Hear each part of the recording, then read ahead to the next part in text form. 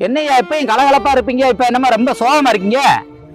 தம்பி, அக்காளுக்கு சோகம் இல்லப்பா. சரி. ஆஸ்பத்திரி கூட்டு போக சொல்லுச்சு. காசு இல்ல, ஒண்ணு இல்ல. சரி. அப்படின்னு சண்டை போட்டு வேலைக்கு வந்துட்டேனியா. ஒரே டென்ஷனா இருக்கு. ஐயா, தப்பு பண்ணிட்டீங்க. மனைவி அமைவதெல்லாம் இறைவன் கொடுத்த வரம்னு சொல்லுவாங்க. நல்ல மனைவி கிடைச்சது நீங்க போன ஜென்மத்துல செய்த புண்ணியம்.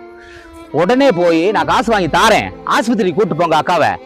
குமாரே, இங்க வா.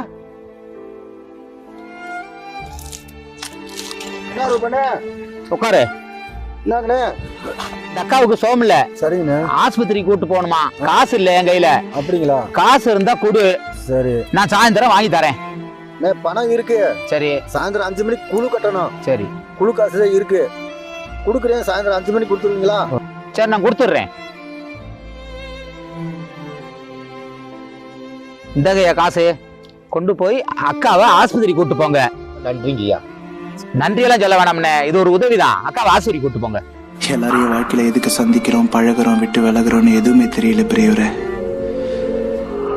எனக்கு தெரிஞ்சதெல்லாம் இங்க எதுவுமே நிரந்தரம் இல்ல.